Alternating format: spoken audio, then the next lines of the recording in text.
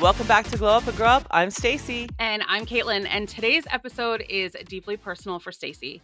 We are talking about addiction, not just in theory, but in the way that it shows up inside you as a human, inside marriages, families, and a little bit about the holidays, and how it can leave a mark on you as a person and your entire family for years to understand. And we are honored to have Robin Brock with us today. This woman is a lighthouse. She's walked through addiction in her own family, she's counseled others through their darkest seasons, and she knows this topic from every angle.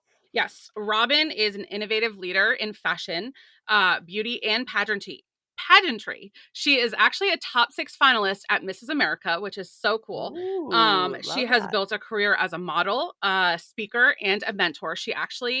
I was in a fashion show once and she taught me how to do a model walk. So she's pretty Oh, amazing.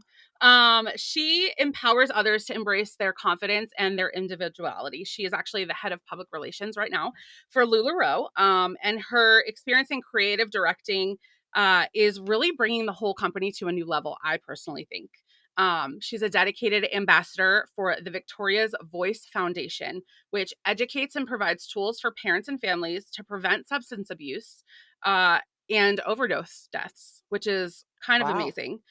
She's a seasoned speaker, a mother of two, and a friend of hers told me that she is fierce in the boardroom, that she has a business background, a strategy background, and a finance background. So she is not only beautiful, but she is very smart and a force to be reckoned with.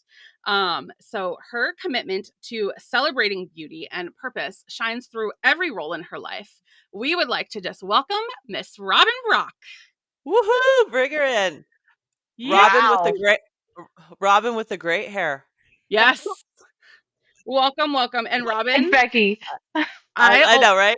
Robin, I always wanted to be Miss America when I was a Uh, child, my whole life. So I brought my Miss America crown so Oh, I can wear oh, it. I you can't did keep not it on tell with me my this. headphones, but I Yeah, do have I this should because I have a couple crowns. when I got old enough, I just bought myself a Miss America crown. I didn't have to compete for it. But that's a You great can way do to that. do it. I just, it is what it is. But that is literally, I used to get bug bites a lot. And my mom used to tell me I couldn't pick my boo boos on my legs because I couldn't be Miss America with bug bites. And I would Aw. not pick I would go like this. Okay, okay, okay. Because I wanted to be Miss America so bad. Oh my gosh. Well, Wild. there's a pageant coming then.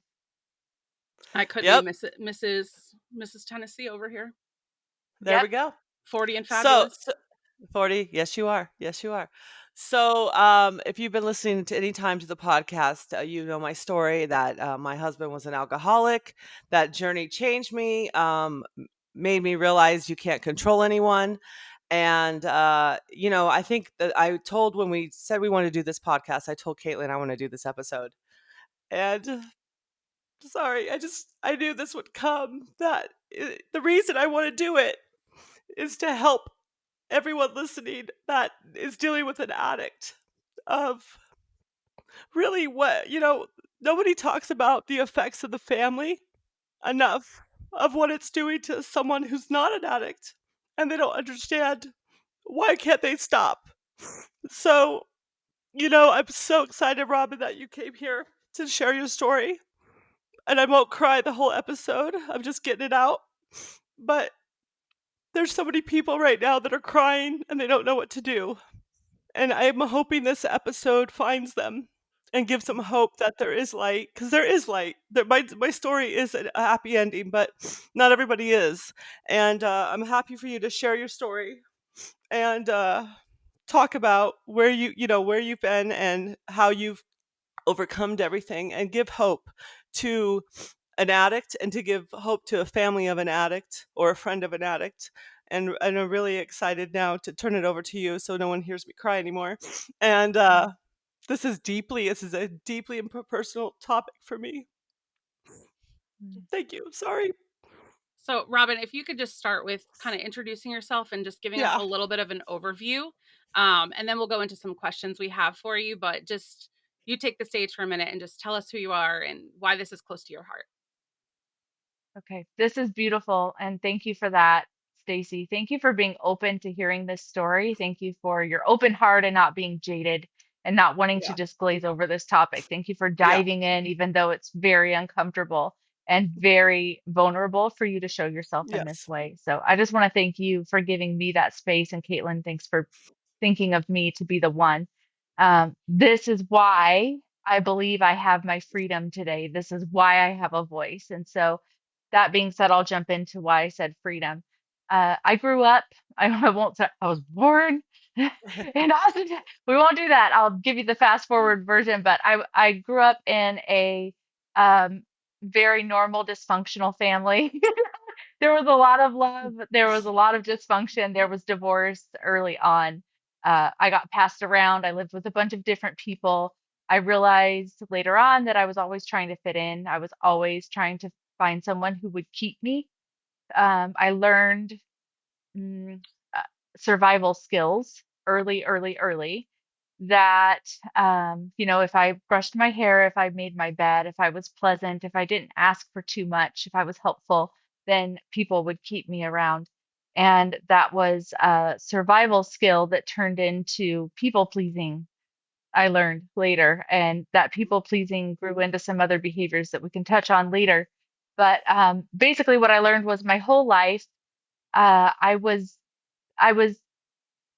not being groomed, but I was the perfect storm for addiction to take place within me.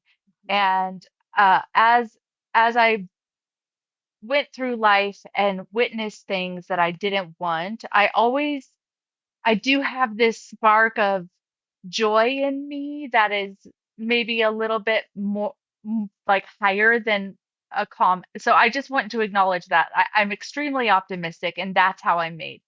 But what happened was I watched stories play out in my life, and people pass me around, and I looked at, I'm good at finding patterns. So I looked at what did work and what I wanted more of. And I basically realized early on in life that if I was just perfect, if I just had the perfect life, then life would be easy and I wouldn't have to struggle and I wouldn't be hungry and I wouldn't have to wear clothes that didn't fit, and all of these things. I grew up in poverty. Um, very, very little of everything. But like I said, there were bright spots of people that came in and gave me so much love. And so that was just what I consider to be God's grace in my life, these little glimmers throughout my little young Robin life that helped me hang on as I got older. Uh, I I think I was a junior in high school, and I came home one day. My mom had moved out, and I just moved into my first boyfriend's parents' home. And I ended up marrying that boy who was very abusive, physically and mentally. And right after graduation, and then that marriage lasted like a year. So there's marriage one, right? And then I get married again about a year and a half, 2 years later. And that's who I'm married to for 13 years. And I'm thinking, okay, if we can just build this perfect life and have, two perfect kids and, do everything right and check everything off the list and have the two cars and the house and the stability and all of the things that I thought would make me feel like enough when I was younger that I thought I was missing, and create that stability, then life would be a success, right? And so I really worked hard on that, and I really worked hard to maintain that image, and I really loved him and was committed, and there were a lot of problems. Um, what ended up happening with me was not his fault. I want to say that. And it can look that way if I tell the story a certain way. It was not his fault. These were my choices ultimately that I made. So I always want to make sure that I'm going on record here saying that I take full responsibility for what happened. In a relationship, we can trigger each other though. And so Yes. there are things that we can do that we're not necessarily conscious of when we get married so young, and we start doing this dance, right? And we learn how to be with one another, and it's not always the most healthy way, and we don't always have the most healthy mechanisms to do that. He was in the army. He was wounded in Iraq. Um, we had a baby right after, which was not on the schedule. And so things were kind of accelerated for us, and we really just made the best of it. So fast forward, I'll just take you to 2015. It's January. My kids are in school. I'm having a quick root canal so that I can go pick the kids up. So I'm fitting it in the morning. And um, the endodontist accidentally goes through the root of my tooth into my soft tissue. And so they drill a hole there and then they rinse it out with this basically medical grade bleach that rinses everything, all of that gross stuff out that we're trying to get rid of. And so it goes into the soft tissue up here. And it was the worst pain that I had ever experienced in my whole life. It was, I can't even hardly describe it. It felt like I was on fire from the Tooth inside out. tooth And I knew tooth pain something, is the worst. Tooth pain is yeah, the worst. I knew something was terribly wrong. And I just thought, oh my gosh, what is going on here? Subsequently, I ended up green and purple and swollen from here to here. I still have some nerve damage here on the top of my lip where I can't feel. Um, and they gave me pain meds. And so I was prescribed very strong narcotic pain medication. And it just kept getting worse and worse and worse. And so they finally had me take two at a time. And this was the strongest dose that you could get from the pharmacy. And then they gave me two. So I doubled that. And the first time I took those two together, it was like this warm, fuzzy blanket feeling of just everything was okay. And all of the problems that were going on in my marriage and all of the stress I was feeling, I was homeschooling.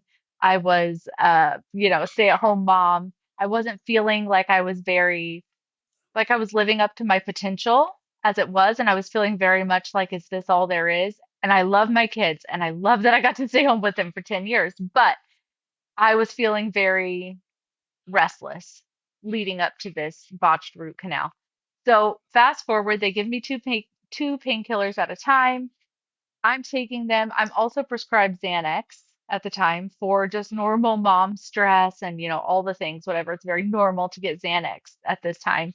And so I'm taking Xanax and two painkillers at a time, and I am just floating away. I'm just disappearing, and I'm feeling when some people take pain medication, they feel nauseous or sleepy, or they have some aversion to it that they don't want to take. That is not what happened to me.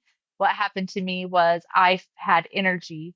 I was cleaning my whole house top to bottom. I was like superwoman. I was so engaged with my kids. I was so euphoric is the only like word that I can use to explain it. I just felt euphoria and just like, oh my gosh, everything's going to be okay and nothing matters and I can do all of these things and I can get everything done. Where has this been my whole life? And that's how it starts. That's not how it ends. I'll tell you that. But that first time that you feel that freedom is just like, oh my gosh, I can never live without this. That it happened to me that fast. I was in it and I did not know yet. So fast forward, it's probably 3 months. I'm working the doctors for more and more pain meds. My tooth is not getting better. It's the saga continues. It's getting worse and worse and worse. And I realize at some point that I've got the doctor in a bad position and I can pretty much keep asking for pain meds, even though they're a controlled substance. So that's what I keep doing. I'm asking for more pain meds. I'm going to other doctors. I'm doctor shopping. I'm giving everybody a sob story. And because an educated woman and I'm articulate and I can look a certain way, I was using all of that to my advantage to manipulate the system and get everything that I wanted. And it was working. And then it got worse. So I would run out at times. And when I would run out, I would drink vodka. And I would drink vodka in the morning. I would drink vodka in the afternoon with juice. When I would take the kids to the park, I mean, I something happened in those first months where I crossed a threshold, an invisible threshold that every addict and alcoholic has, but can't tell you exactly when it happened. But your brain crosses, it crosses this.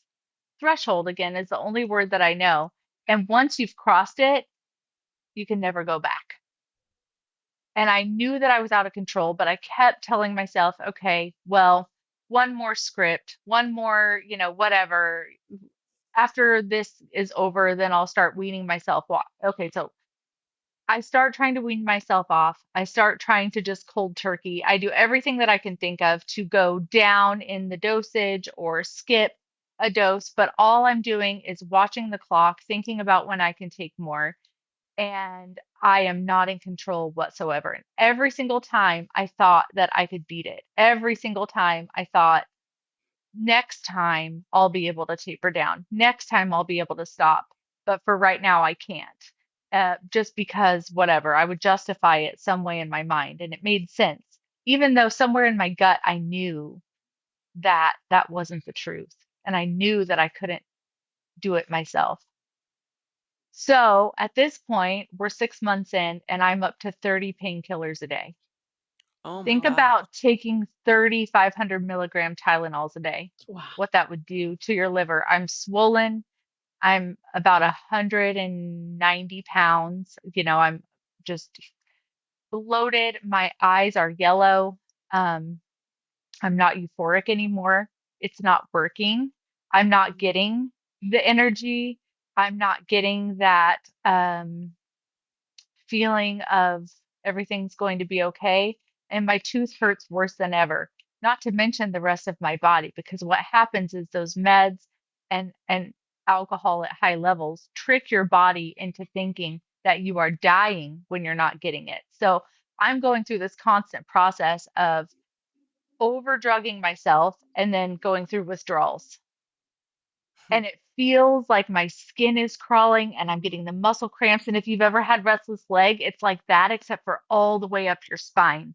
And Mm. it just feels like you're trapped in your body. I started mixing my meds. I was taking the painkillers. I would take Xanax if I had it, muscle relaxers. And one day I actually blacked out on my couch and woke up to my 3-year old standing over me, terrified. And I thought, oh my gosh, I'm not breathing. And I prayed that God would help me remember to breathe in and out. I said, okay, all I have to do right now is just remember to breathe in and breathe out until this is over. I just have to remember that. And I said, of course, a foxhole prayer is what we call it. If you get me out of this, I'll stop. I won't do it Mhm. again. And that lasted for who knows, maybe 3 hours. I definitely did it again. I didn't realize that I didn't have control at Mhm. that level. I knew something was wrong, but I didn't realize I didn't have control. Um, so the doctors are now starting to catch on. I'm starting to look really bad. And my prescription history that every doctor can see and every pharmacy can see is starting to look really, really, really, really bad. And they're starting to ask me questions. So they're starting to slow down on pumping out the drugs to me. I was still able to get them here and there, but not 30 a day, obviously. So I start writing my own prescriptions. Wow. I'm like, oh, this can't be that hard. So I start writing my own prescriptions, take it to the pharmacy, and to my surprise, it worked. And that worked about 8 times. And then it didn't. And on the eighth time, a police officer pulled up next to me, and my two kids were in the back seat. And it Wow. was my husband's birthday. He was a federal agent, by the way. Oh, Oh. great. So they say, call your husband. He's got to come get these kids, and you're going to jail. Now, remember, I had been trying to build a life of perfection. And on the outside, everything was picture perfect. He's a federal agent. I'm an organic, oil loving, homeschooling mom. People are asking for my Mhm. advice in the grocery store. Like, you look like you know about organic food. Can you tell me about, and I'm just like Mhm. wanting to puke inside because I know that I'm a fraud. I can't put my mascara on because I'm getting up into the mirror and I'm trying to put mascara on and I'm way too close to my own eyeballs. I can't look at myself. So I finally called my husband. I told them that I wasn't going to do it. And they said, okay, well, the kids can go to CPS then. That's our only other option. So I call him and he comes and gets the kids and um I get taken to jail. And right before I left for jail, my oldest son said, "Ooh," he asked the officer, "Is my mommy gonna have a soft bed to sleep on tonight?" Oh man, that's Ugh. terrible. He's like 7 at the time. Um, and I couldn't believe it. I was on my way to jail. I was in the back of a cop car, and I was, perfect me, who had built this wonderful life. I was on my way to jail for the first time in my life. I had never been in trouble for anything. I was always such a rule follower. I'll say this too, before this happened, I was aware of alcoholism and addiction in my family, and so I was very cautious with alcohol Hmm. or any substance. I never did drugs.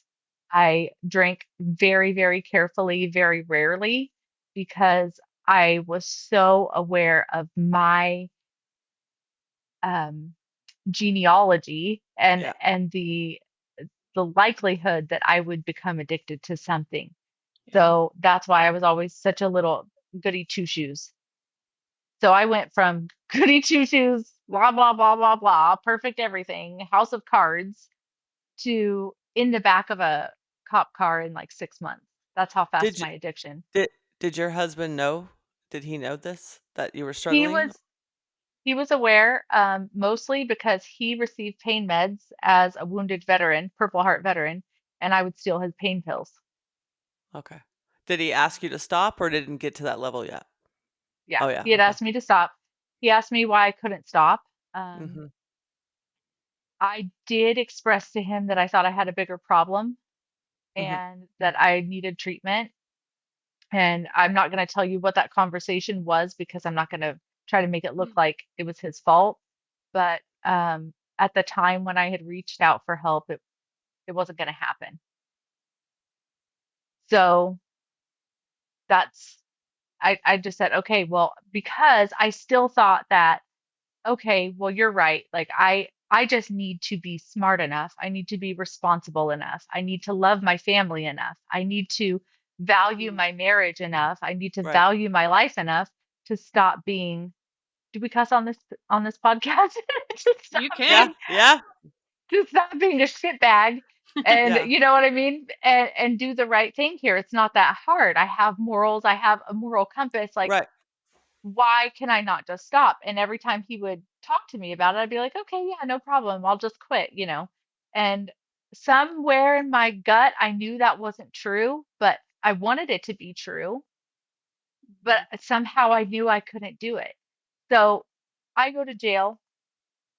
Um, I sit on the jail floor that night. It starts filling up with other women. I'm terrified. You guys.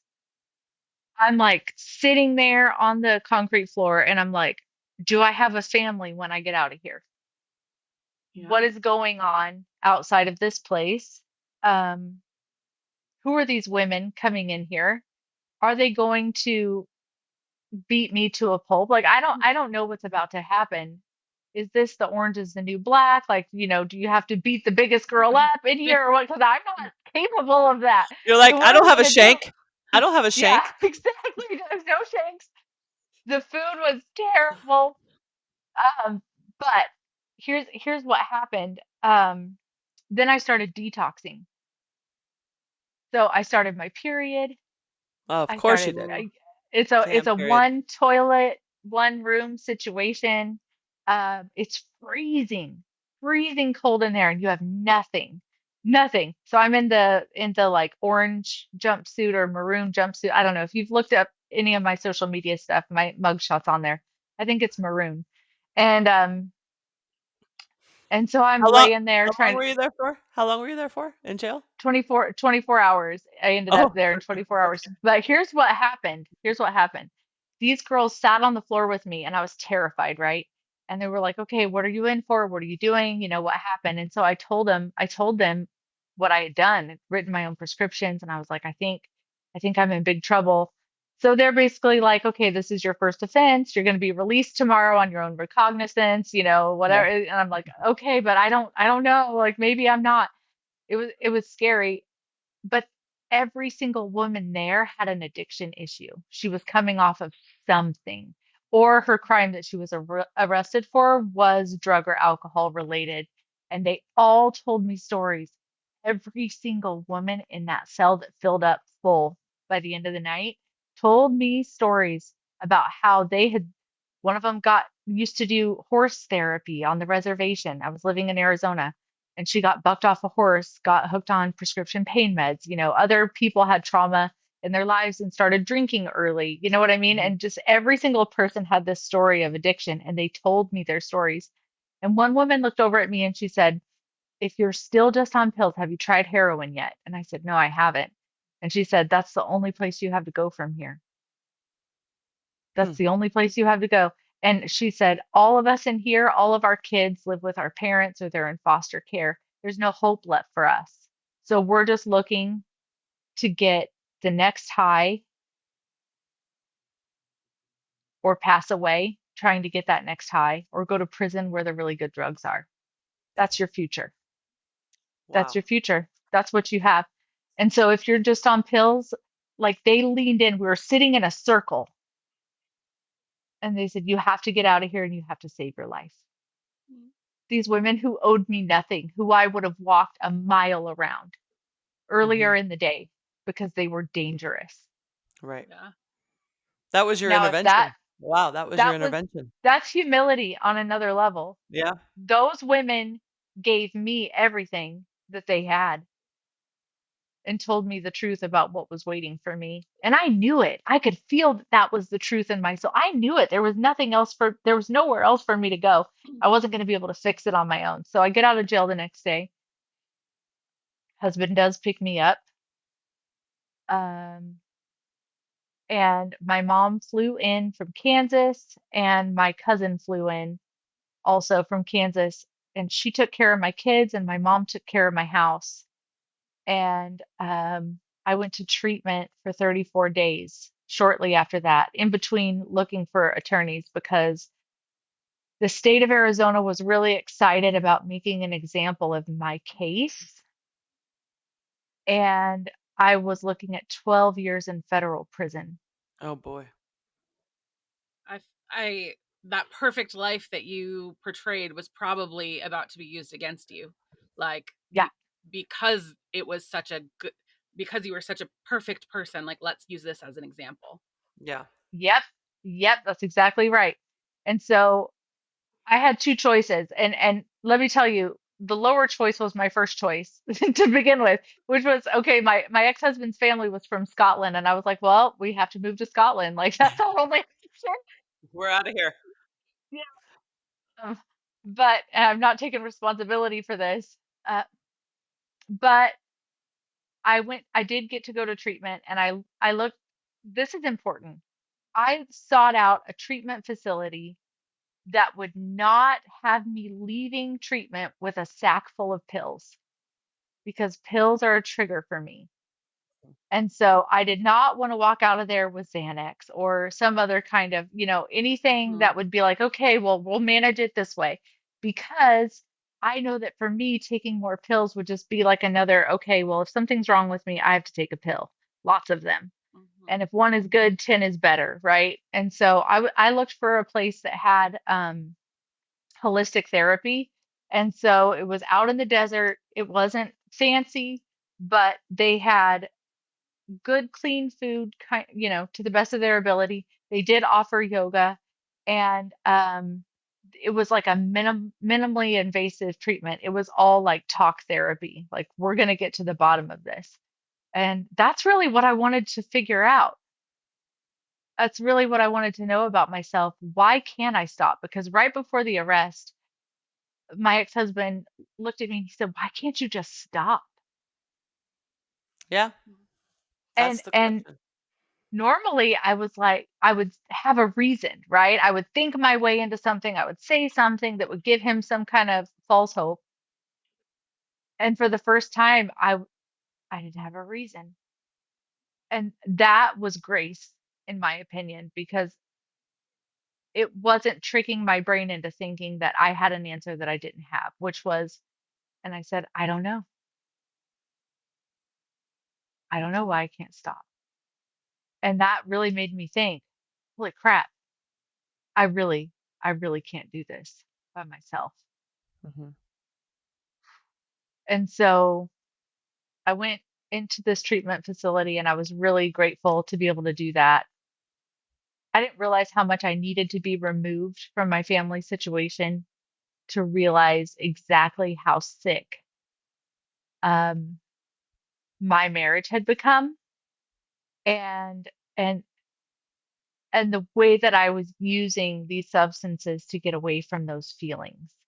So I get there, my roommate looks at me, I think it's maybe the second day, and she says, and I'm just like, I'm just lower than dog crap on the bottom of a shoe, and I'm just like, I don't know what I'm doing. I have no answers, but that's a really good place to be. Yeah. It's a really good place to be. I had nothing to say. I had no advice for anybody because, what the hell was I going to tell anybody else? Look at where I was. I mean, I'm just walking around kind of in shock. And my roommate comes up to me and she goes, she had done recovery, been through the process a few times, and she said, you have to ask yourself, how free do you want to be? How much do you want this? Wow. And that sparked some, that was like the first time I felt something rising in my stomach. And I was like, oh, ooh, freedom. I don't know that I've ever thought about that really out of the context of living in America, but like, what would it mean to be a woman who felt free, who wasn't carrying all these secrets and shame and guilt and self-loathing on my stomach and, on my shoulders? And how free do you want to be? And I looked at her and I said, mirror, mirror on the wall, who's the freest of them all? Like, that's my goal. And and I'll never forget it. I can still feel it when that hit. And I was like, that's who I want to be. Because I realized that I was gonna be kind of rebuilding myself and recreating. And as awful and scary and excruciating as it is, it's like, okay, well now I mean, I couldn't disappoint my dad anymore. I couldn't disappoint my family anymore. It was all out there now for everyone to see. So I guess I could really own who I was. And you know what I realized? Up until that point, I was 33 years old. Up until that point, I don't think I had ever owned the bad parts of me. I don't think I had ever owned the imperfect parts of me. I had always made an excuse or a mask or blamed someone else or thought about why I do the things I do because this or that. You know what I mean? I don't think I Yeah. ever took radical responsibility for who I was for a lot of reasons, but also because I didn't know who I was yet. I didn't really know. I was always, remember the good girl who just wanted to be kept? Yeah. Whatever somebody would tell me about myself that favorably, I would watch their body language. And if it looked like like what they were saying was a good thing, then I would own the compliment that they were giving me and keep trying to do that. And I realized that little bit by little bit, I had built the version of me to be that likable, what everybody wants to have around and just the people pleaser and the approval seeker. So I really kind of felt like I was at this jumping off point while I was a criminal and I might be going to jail for prison for 12 years and all these terrible things were happening. There was also this weird undercurrent of joy that was like, hmm, but right now everything's possible. Like you have this opportunity to get so intimate with yourself and find out who you are and what makes you tick and what you're really here for. And that lit me up. That lit me up. And I think that's what got me through. I did 34 days there. It got really bad, really bad. Um, I, I'll stay away from the relationship stuff on this one, and unless you ask me, specifically. But there were a lot of reasons why I could have ended treatment early or been taken out early. And by the grace of my higher power, I did not. I got to do 34 days and I hung on every word, you guys. And I'm sure all the information wasn't that like perfect, but whatever they said, if they would have told me to shave my head and bungee jump off a bridge naked, I would Mhm. have done it because I was desperate. I can still feel that desperation. I was desperate to live. For the first time in a really long time, I felt like I wanted to live and I wanted to know how to live and I wanted somebody to tell me how to do it. I didn't have the answers and I was willing to listen. And they took me to a 12-step meeting the next day after I got there on, we called it the druggy buggy on the white bus that took Druggy bug. us. The And druggy buggy. the druggy buggy took us to the meetings in the morning at 6:45 a.m. And the counselor told me, she said, I'm going to have you go to this. I can't say it on here because we have to protect our anonymity. But if you ever ask me, I can tell you and you can probably figure it out. It's a 12-step meeting. And she said, I'm going to ask you to go to this meeting tomorrow with the group. And I said, okay, well, alcohol's not really my problem. I just have a little wine mistake night. And I just, just every once in a while, I'm a light drinker. Opiate painkillers are really my thing. I don't think I need to go. And she was like, okay, well, we really suggest that you go anyway. And you're here and you don't have anything else to do. So you should probably go. It was basically her telling me I had to, but Right. like letting it be my choice. So I go. And if you've ever been to a 12, or if you've ever seen a 12-step meeting in the movies or on TV, I was expecting a gray cinder block room full of really depressed people who were talking about their problems, who were like, just the most hopeless group on earth that you could go to, right? Like, why are you going to send me here?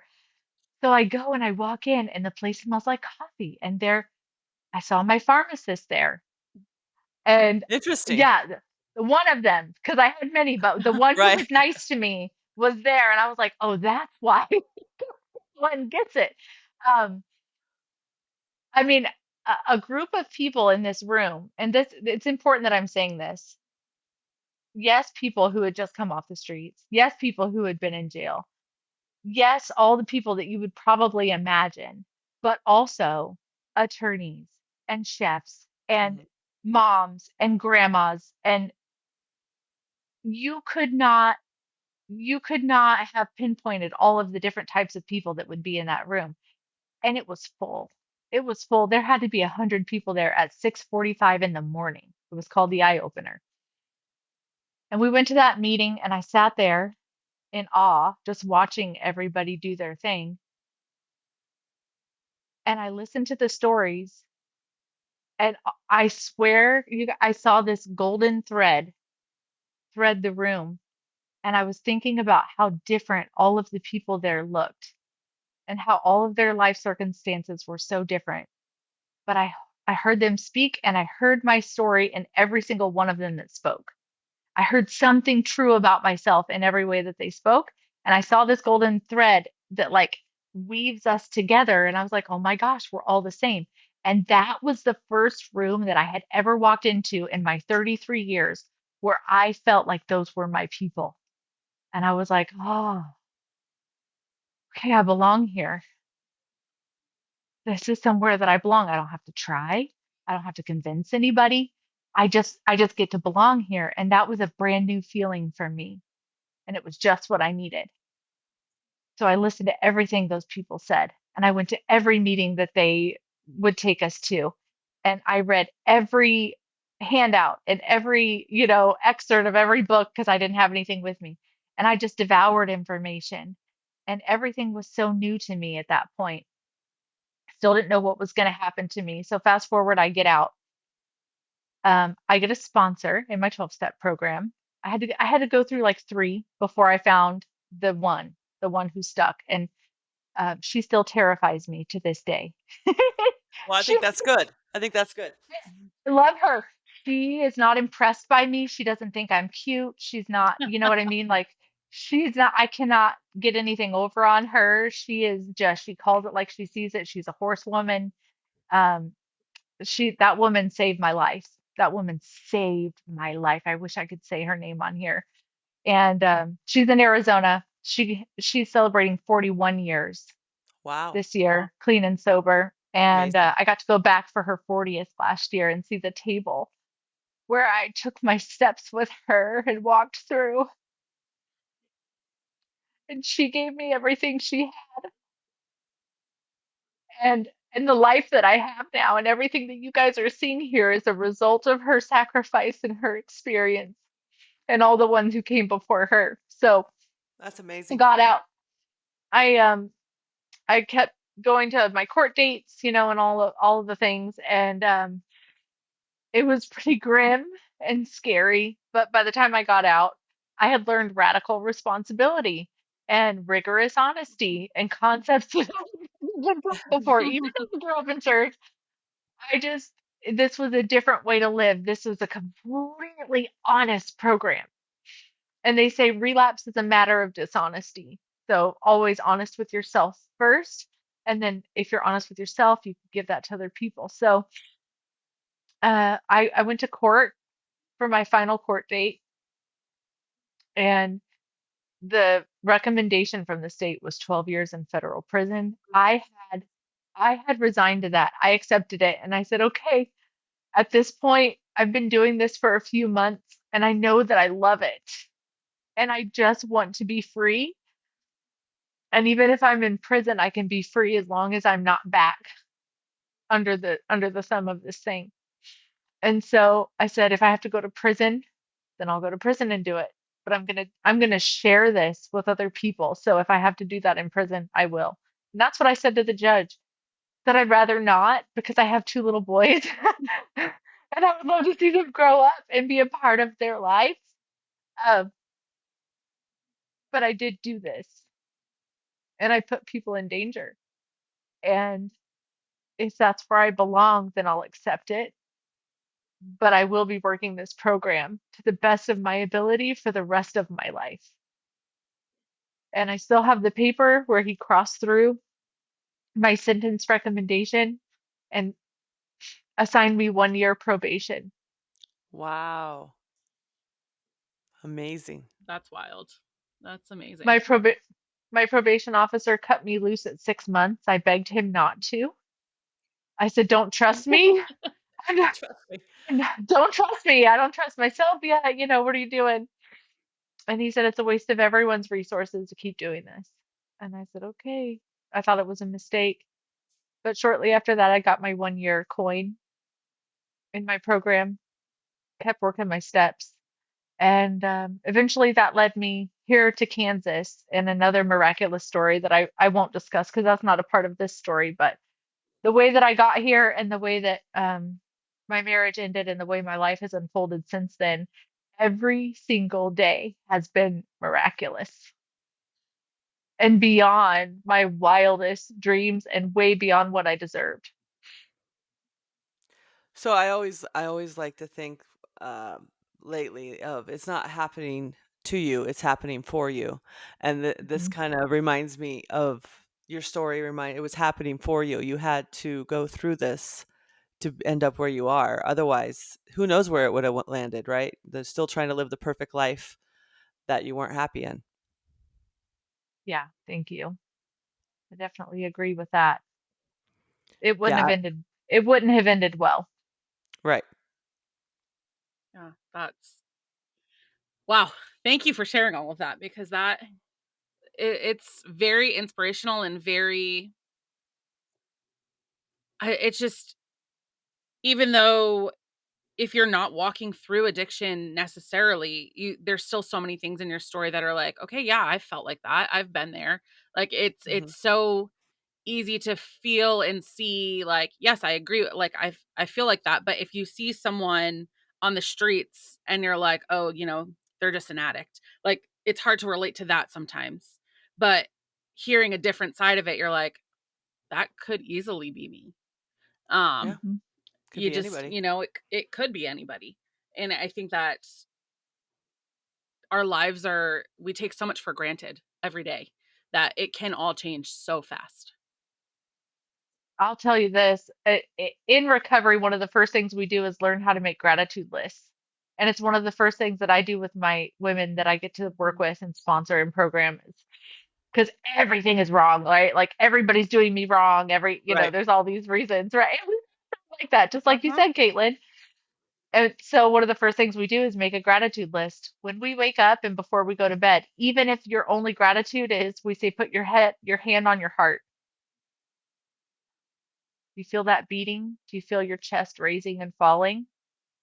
Then you got that, Mhm. right? You're alive. And Yeah. that's your purpose, at least for right now. That's your whole purpose. And so we can be grateful for that. And gratitude changes everything. We talk about gratitude so much that it makes people upset because we just we just hype on it, but it does it's like a paradigm shift of Yes. instead of like what's wrong with me, Mhm. but um yeah, thanks for letting me share that and talk so openly about what worked for me. And I'll tell you, the people that say, "Oh, that's just an addict on the street," that's really hard for me to hear now. Mhm. because because those are people that somebody loved and is probably looking for, or they burned all their bridges. And Yep. Yep. I will say I'm so fortunate because I had my mom flew in, my cousin flew in, the women in my family wrapped their arms around me, and I had that resource so that I could keep growing, and better myself. And not everybody has that either. So I Mhm. recognize fully that I had an opportunity there. Um, but that's why, go ahead. So Go ahead, so please. one thing I always just say is someone, someone's listening, either someone could be an addict or they could be living with an addict. And what would be, you know I've never been an addict, so I don't know, all the struggles and the deep dark places. So, you being an addict, what would you say to someone who's living with an addict who maybe doesn't want to get help, or what should they do? Oof. So one of the first things I learned was to never give advice because look what your best ideas landed you right here. So what we do is we share from experience, and that's how I Yeah. was taught. And so from experience, um, it's hard. First of all, I'm so sorry. Yeah. If you're dealing with Mhm. this in secret, if you're one of these people who's putting vodka in your juice and going to the park, or if you're living with one of the people who's doing that. And Yeah. when I say addict, I mean addict alcoholic. To me, it doesn't matter what the substance is, what the Doesn't behavior matter. is. An addiction is an addiction. Mhm. Um, Mhm. do with that what you will. But if you're living with somebody that's like that, the most healthy recovery that I have seen, let me say this first, is it is not your fault. You Yep. did not create the problem. You also can't save them. Yep. You cannot fix them. You can't guilt them or talk them into believing that they need help. If they're not ready, then they're not ready. And somebody said one time something that was really wise. It said, please be careful not to love them to death. We say that a lot. Oh, I love you to death. Please don't do that. Please don't love them to death because enabling can lead to more addiction, and we know where that takes us. And so you can love somebody to death by enabling and enabling and enabling. Everybody has their threshold, and in your unique relationship you know what that is, and you know when you've given too much. If you don't and you need somewhere to go, the best resource that I have ever found is Al-Anon, Alanon. it Yep. is it confused me at first. I thought it was like another, it sounds like Alcoholics Anonymous. It sounds like an acronym for that. That's not what it is. It is for anyone who has ever loved or known somebody or been in a relationship in any capacity, even somebody that you've worked with, who has a drinking or substance abuse issue. And one of the first things in their steps that is so beautiful is step one, admitted we were powerless over people, places, and things. Oh my gosh. That's everything. We're powerless over everything. And I only know this because I went to Al Anon. My terrifying sponsor said, okay, I'll sponsor you. But if you're gonna work with me, you're gonna go to Al Anon too. Because alcoholism and addiction is a family disease. So you're not the first person in your family. Ex exactly, exactly, and I actually went to Al-Anon. I didn't work the steps. I don't even know if there were steps, but and when I kicked my husband out, I went kinda lost. I was a lost soul, and, Yeah. and that was a good step for me to go to. I decided to go to a women's only Al-Anon, so if, you can Google if you're listening, Al-Anon, there's lots of different groups. There's, like male, female, there's female only, male only. There's different Yeah. groups you can go to. They meet all over your town. You can Google it. But I went in and I didn't say a word. And I never really Yeah. did say a word. I just went in and I listened.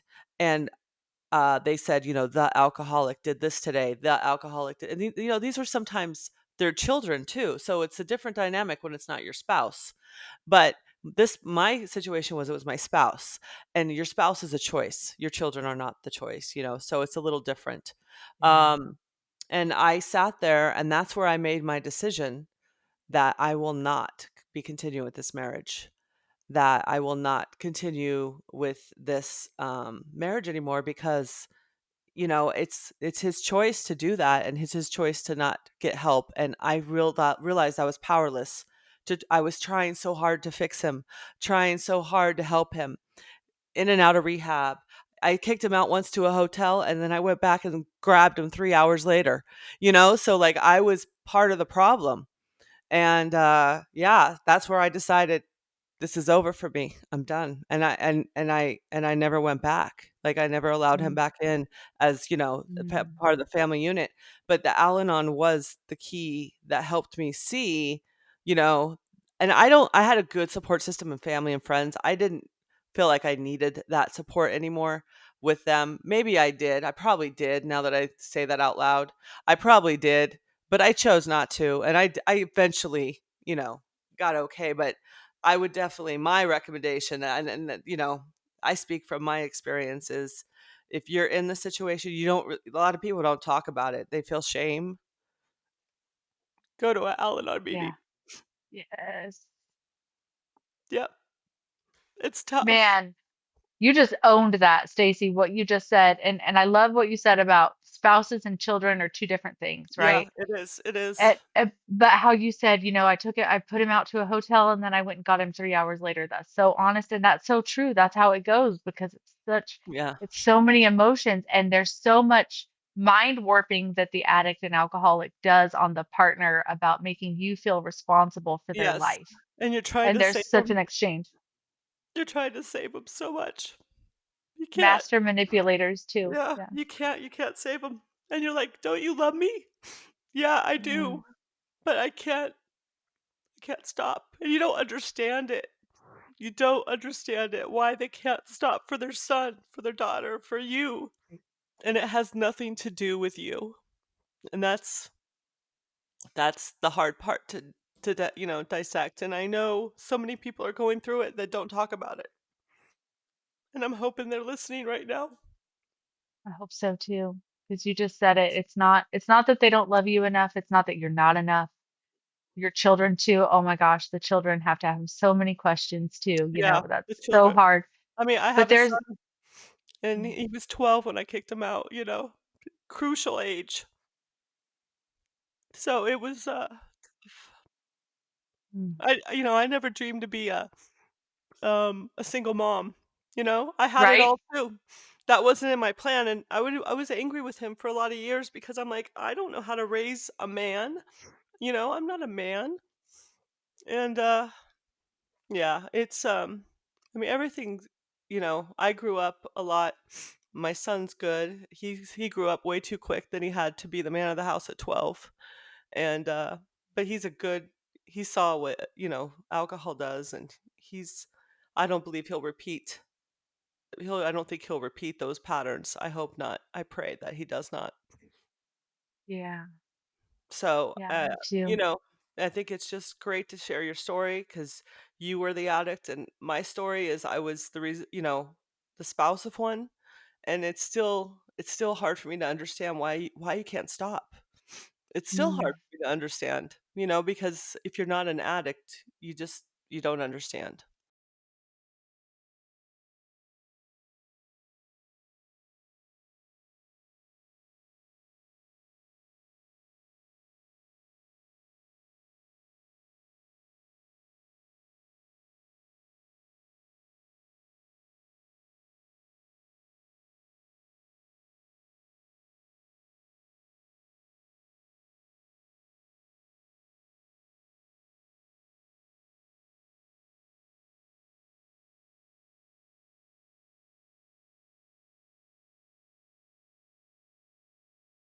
All right, this conversation is going great, but we know that we are at about a 45, 50-minute mark. So we should probably see you guys again for part 2 on Thursday. So join us then on Thursday for a bonus episode of ending this important topic that everyone is listening to right now. So join us on part 2 on Thursday.